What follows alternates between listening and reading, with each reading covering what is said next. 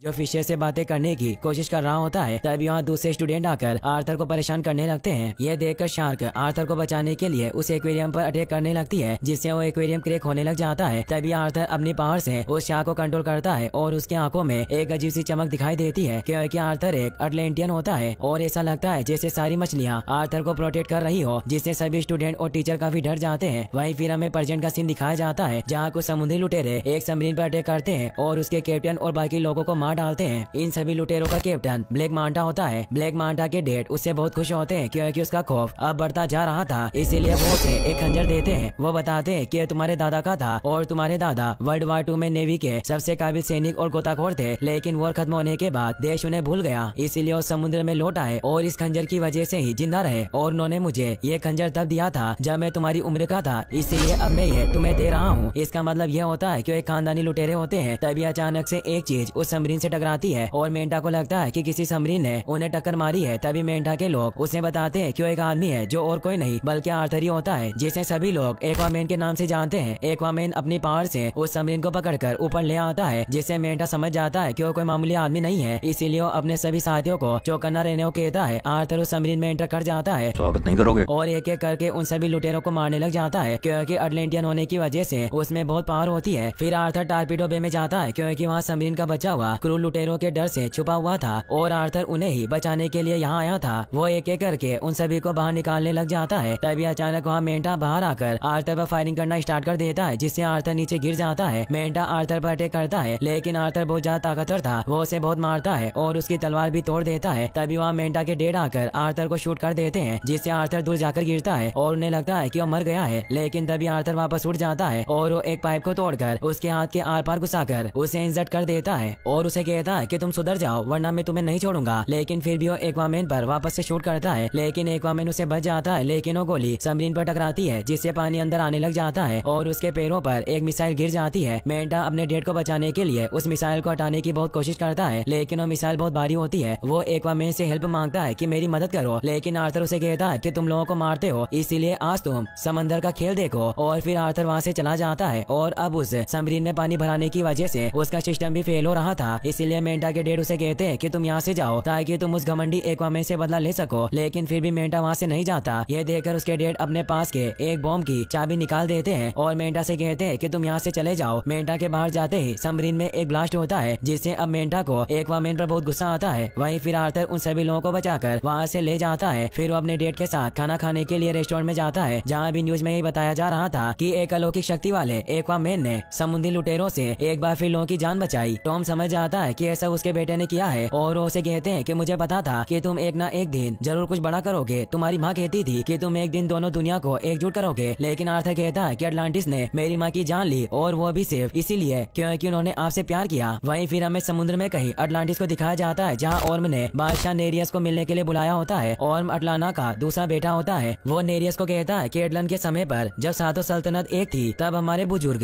यही मिला करते थे और वो अब तक की सबसे शांत हुकूमत थी, क्योंकि अब ये सातों ट्राइब अलग हो चुके थे। ओर्म कहता है कि अभी मैं एडलन के तख्त पर हूँ, लेकिन अभी भी मैं पुराने नियमों में दबा हुआ हूँ, जबकि ऊपर इंसानों का दिन ब दिन जुल्म बढ़ता जा रहा है। तो नेरियस उसे कहता है कि इंसान हमेशा से हिंसा के शिकार बने हैं, इसीलिए अगर हमने लड़ाई की तो आपस में सब कुछ खत्म हो जाएगा। तो ओर्म कहता है कि वैसे भी तो वो हमें खत्म कर ही रहे हैं, इसीलिए अब वक्त आ गया है कि हम बाहर जाकर उन पर राज करें। तभी वहाँ वल्को आता है और वो नेरियस को कहता है कि आप हमसे हाथ मिला लीजिए। तो नेरियस वल्को को कहता है कि ये मर्जी नहीं मजबूरी है, क्योंकि हमारा कानून ये है कि बाहर जमीन पर हुकूमत करने के लिए 7 में से 4 सल्तनत का साथ होना जरूरी है। और मैं जानता हूँ कि तुम चारों सल्तनत को साथ करके एक बहुत ही ताकतवर सेना बनाना चाहते हो ताकि तुम ओशन मास्टर बन सको। तो हम कहता है कि मेरे अलावा ऐसा कोई भी नहीं है जो इस मुकाम को हासिल कर सके। तो नेरियस कहता है कि हमने सुना है कि तुम्हारा एक सौतेला भाई भी है जो ऊपर जमीन पर रहता है, इसीलिए तुम अटलांटिस के तख्त पर जरूर हो, लेकिन तुम इकलौते दावेदार नहीं हो। तो ओर्म कहता है कि मेरा सौतेला भाई अभी तक अटलांटिस आया भी नहीं है। तभी वहाँ पर एक सबमरीन उन पर अटैक कर देती है। ये देखकर कि वो सभी जमीन वाले हम पर हमला कर रहे हैं, इसीलिए वो सब उन पर अटैक करते हैं और उस सबमरीन को डिस्ट्रॉय कर देते हैं। नेरियस ये देखकर कि इंसानों ने पहले हम पर हमला करना स्टार्ट कर दिया है, इसीलिए वो ओम का साथ देने के लिए तैयार हो जाता है। वहीं आर्थर अपने पिता को लेकर वापस घर लौट रहा होता है कि तभी उसके पास मेरा आती है। मेरा नेरियस की बेटी होती है और वो नहीं चाहती थी कि ओम इंसानों पर हमला करे, इसलिए आर्थर से कहती है कि तुम्हें मेरे साथ अटलांटिस चलना होगा, क्योंकि तुम्हारा सौतेला भाई ओर्म जमीन पर हमला करने वाला है, जिससे तुम्हारे और मेरे करोड़ों लोग मारे जाएंगे, इसीलिए हमें उसे रोकना होगा। तो आर्थर कहता है कि इसमें मैं क्या कर सकता हूँ। तो वो कहती कहती है कि दोनों दुनियाओं को बचाने का सिर्फ एक ही तरीका है कि तुम अटलांटिस के तख्त पर अपना हक जमा लो, क्योंकि तुम मलिका एडलाना की पहली औलाद हो। तो आर्थर उसे कहता है कि मैं कोई राजा नहीं हूँ, और तुम्हें क्या लगता है कि ओम मेरे वहाँ जाते ही मुझे राजा बना देगा, और मैं उस माँ की नाजायज औलाद हूँ जिसे उन्होंने मार दिया, इसीलिए मैं तुम्हारे साथ नहीं चल सकता। तो मेरा कहती है कि मैं वल्को की वजह से यहाँ आई हूँ, क्योंकि वल्को को पता चल गया है कि एडलैंड का ट्राइडेंट कहाँ है, और अगर तुम उस ट्राइडेंट को पाने में कामयाब हो गए तो सब तुम्हारी सुनेंगे, क्योंकि एडलैंड का ट्राइडेंट इतना खतरनाक होता है कि वो कभी भी नष्ट नहीं हो सकता। इसीलिए तुम उसे पाने के बाद ओम को युद्ध में हराकर तख्त को हासिल कर लेना। लेकिन आर्थर कहता है कि मेरी रियासत माँ के साथ ही खत्म हो गई है, और अगर ओम ने हमला किया तो मैं उन सबको चुन चुन कर मारूंगा। यह कहकर आर्थर वहाँ से चला जाता है। वहीं फिर हमें ब्लैक मेंढा को दिखाया जाता है, जिससे ओम के सैनिक मिलने आते हैं, क्योंकि ओम के कहने पर ही उसने सबरीन से वहाँ अटैक कराया था। इसका मतलब यह था कि इंसानों ने वहाँ अटैक नहीं किया था, बल्कि ओम ने नेरियस का साथ पाने के लिए ये सब किया था। इस काम के लिए वो सैनिक मेंढा को इनाम देते हैं, लेकिन मेंढा कहता है कि मुझे इनाम नहीं बल्कि एक वामेन चाहिए, क्योंकि उसने मेरे डेड को मारा है। लेकिन वो सैनिक कुछ नहीं कहते और वहाँ से चले जाते हैं। वही हमें आर्थर को दिखाया जाता है जो अपने डेड को लेकर घर लौट रहा होता है। तभी वो देखता है कि समुद्र में बहुत बड़ा तूफान आ रहा है और वो सभी जहाजों को बहाकर किनारे की तरफ ला रहा है। ये देखकर आर्थर फुल स्पीड में वहाँ से गाड़ी भगाता है, लेकिन तभी उसकी कार भी उस तूफान की चपेट में आ जाती है और एक लकड़ी से टक्कर की वजह से वो अपने डेड से बहुत दूर चला जाता है। वो अपने डेड को ढूंढता हुआ आगे आता है, लेकिन उसे उसके डेड कहीं नजर नहीं आते। तभी उसे एक अजीब सा कवच दिखाई देता है, और जब वो उसके अंदर जाता है तो वो देखता है कि मेरा ने उसके डेड को बचाने के लिए वो कवच बनाया था। आर्थर अपने डेड को बाहर निकालता है, लेकिन उनकी हालत बहुत खराब हो चुकी थी। ये देखकर मेरा अपनी पावर से टॉम के शरीर का पानी निकालती है, जिससे उनकी सांसें वापस से चलने लग जाती है। आर्थर ये देखकर बहुत ही इमोशनल हो जाता है और वो मेरा को